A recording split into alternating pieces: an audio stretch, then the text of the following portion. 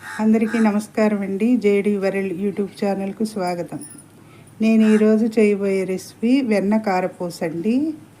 ఇది వెన్నతో చేస్తున్నాను కారపూస. దీనికి శనగపిండి నేను శనగపప్పు ఎండబెట్టి అలాగే మరపట్టించిందండి, జల్లించాను. 2 డబ్బాల శనగపిండి తీసుకుంటున్నాను.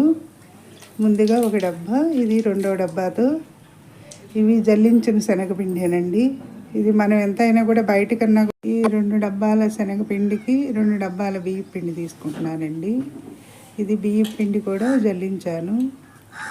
ఏదైనా కూడా మనం ఇంట్లో జల్లించి పెట్టుకున్నవి చాలా ఇది ఉంటాయండి. అలాగే 2 డబ్బాల శనగపిండికి 2 డబ్బాల బియ్యం పిండి మొత్తం కూడా ఇలా కలుపుకోవాలి. దీన్ని పిండిని మనం ఇంట్లో ఎంతైనా కూడా శనగపిండి బయటకి ఇంట్లోకి తేడా ఉంటుందండి. ఇది ఇప్పుడు దీనిలో ఒక స్పూన్ వాము వేసుకున్నానండి దీనిలోకి. అలాగే వాము ఫ్లేవర్ తోటేనండి, మనం దీనిలో కారం అవసరం లేదు. దీనిలోకి 100 గ్రాములు వెన్న పడుతుందండి, లేదంటే కనుక ఆయిల్ వేసుకోవచ్చు. నేనైతే ఇంట్లో చేసిన వెన్న ఉంది, దాంతో వేసి మొత్తం కూడా ఇలా కలుపుతున్నానండి. ఈ కారం అవసరం లేదండి. దీనిలోకి ఇలా మొత్తం కూడా మిక్స్ చేసుకోవాలి. అంతా అయిపోయిన తర్వాత మనం తగినంత సాల్ట్ వేసి పిండిని మొత్తం కూడా ఇలా కలుపుకోవాలండి.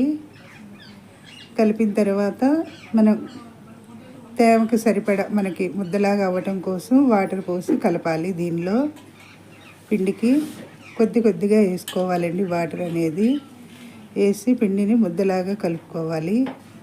ఈ వెన్న అనేది పిండి మొత్తం కూడా కలిసేలాగా కలుపుకోవాలి. ముందేను వాము, వెన్న, అలాగే సాల్ట్ వేసి మొత్తాన్ని కూడా ఇలా కలిపిన తర్వాత కొంచెం వాటర్ పోసి పిండిని ముద్దలాగా కలుపుకోవాలండి.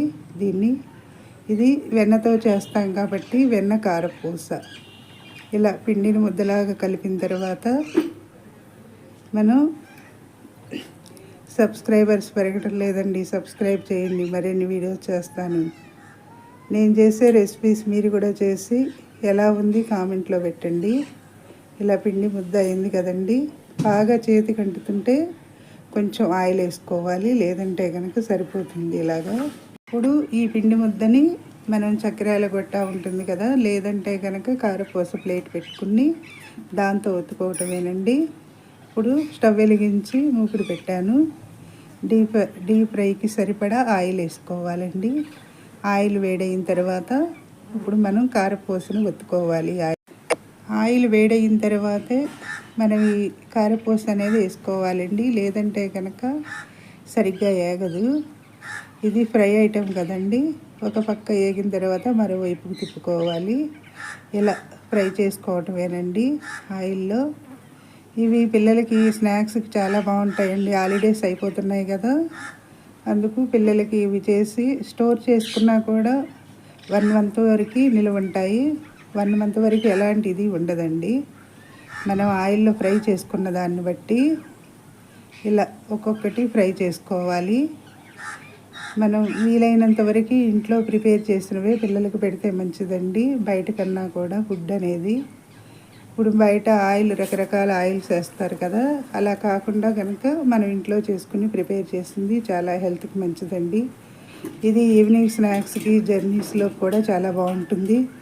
పిల్లలు హాలిడేస్లో ఇంటి దగ్గర ఉంటారు కదా, అలాంటప్పుడు చేసి పెడితే స్నాక్స్కి చాలా బాగుంటుందండి. అయిపోయిందండి వెన్న కారపూస. నచ్చితే లైక్ చేయండి, షేర్ చేయండి, సబ్స్క్రైబ్ చేయండి. మీ లక్ష్మీ కుమార్.